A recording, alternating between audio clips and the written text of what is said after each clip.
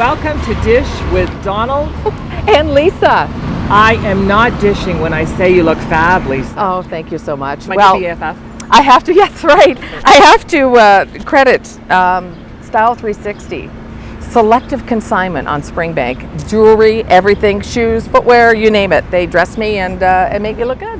We couldn't coordinate in advance, but we lucked out this time. Yeah, right? We did. That's right. And you look great too. Thank I love you. that. I'm Collins Formal Wear, and Kurt, he helped me pick out these socks. I mean, I never wear colored socks, but I think that I'm starting a new field here. That's right. And you have to feel good from the ground up. Absolutely. So you look real good from your feet all the way up. Especially after the summer, September, it's been quite the year. It has. How's your year been?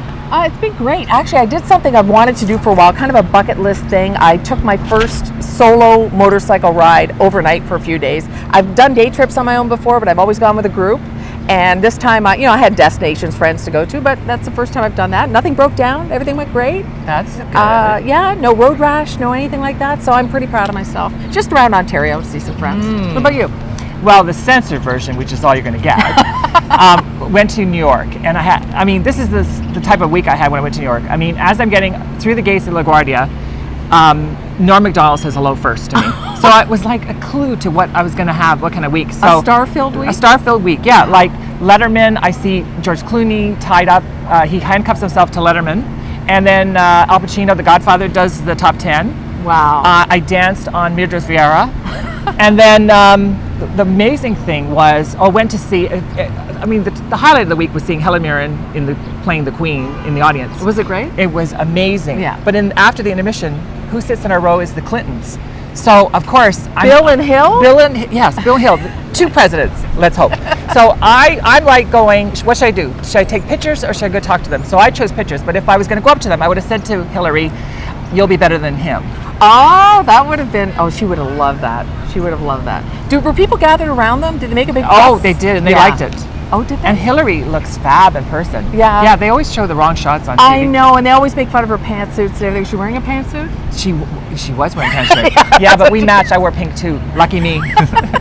All right, and so that was at Fish in the Dark, I think, right? Yeah. That was at the audience. Oh, I went to Fish in the Dark. Okay. Yeah, I was at a Broadway show I didn't like.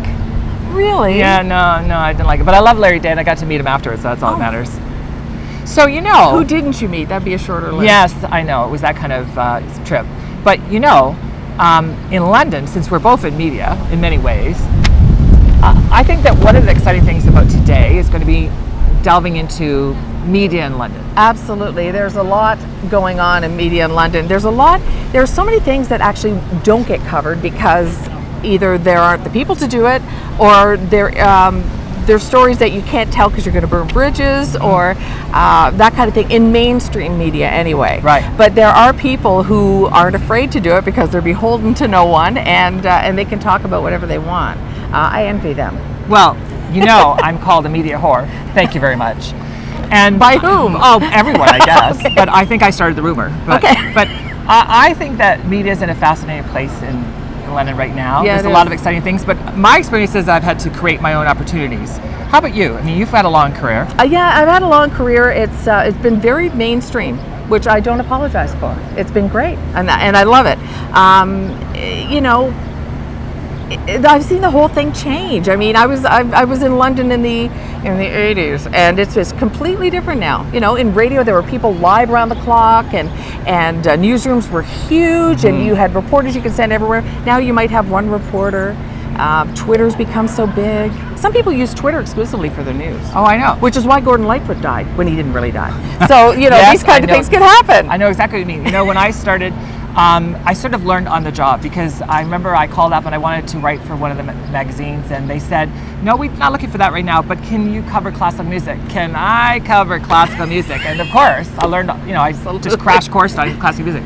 That's the way I did it. But everyone does it differently, well, right? They do. And I tried to become a weather person, and I was the worst weather person in the world. The blue screen went blank, and I couldn't remember if it was inverted. And so I'm pointing to Newfoundland saying what it's like in BC today. I mean, it was just absolutely awful. So these specialties, you have to really get into them. You can't fake it. Well, speaking of not faking it, I picked the right co-host, because I picked someone smarter than me. I did it by instinct, and everything that we've done up to this point has proven me right. I don't know that I'm smarter than you. I'll take the compliment, but I don't know about that. I don't know what to say to that. No, that's okay, because we have a guest who will have something to say. That's right. But you guess who it is. And they might actually agree that they're smarter than both of us. I have no doubt about that. Now, a playwright, a author, Yes. Editor, Right. and he's won some awards. Wonder if you can guess who it is. Come back and find out.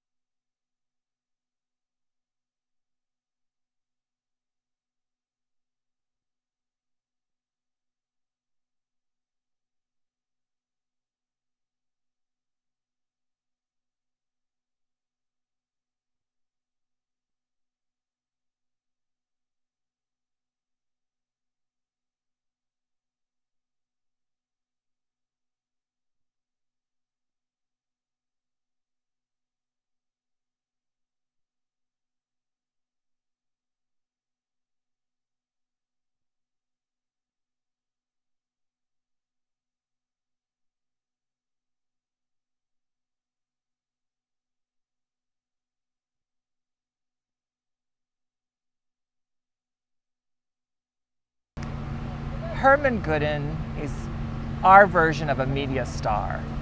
And Herman, I am a semi-retired, again, journalist, and I want to know, do you love London?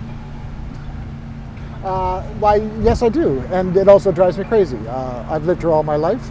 I discovered quite early on that I was emotionally incapable of living anywhere else, and so I'm kind of tied to it, whether I like it or not. But yeah, I do like it very much. What drives you crazy?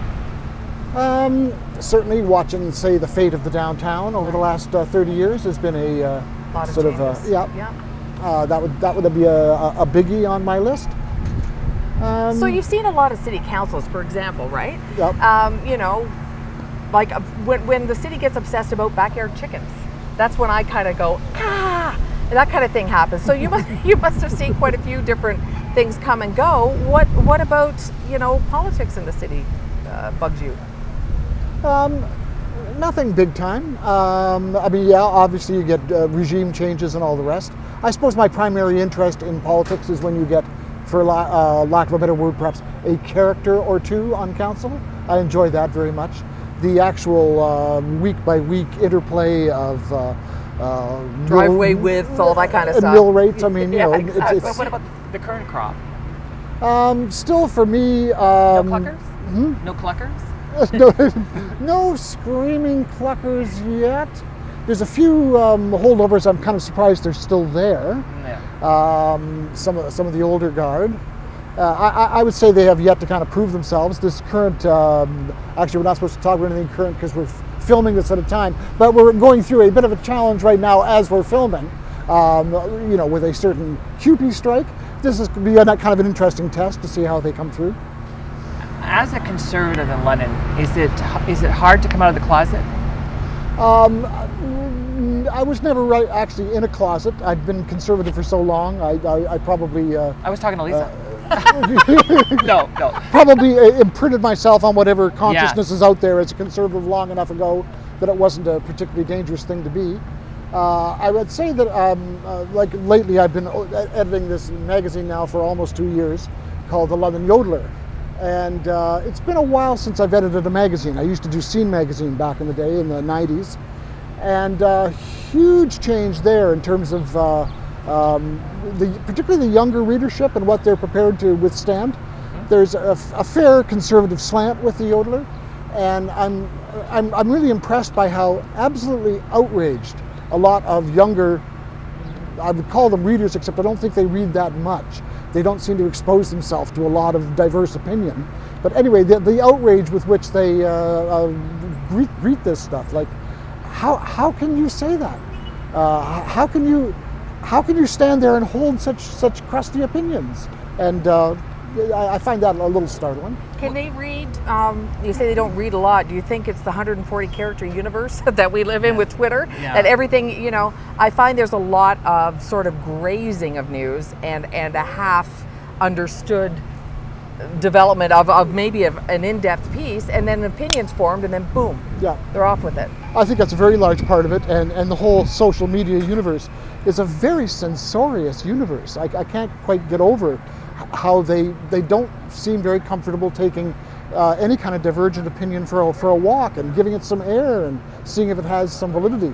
But very much the Yodeler, when we started up, it was a very strong act of defiance in the face of all that. I mean, one of the things that has driven me crazy about London has been watching the media universe absolutely disintegrate over the last probably 20 years or so. Talk about the crying game. Yeah, it's been absolutely awful, and articles get shorter, content diminishes, they don't cover as many beats as they used to.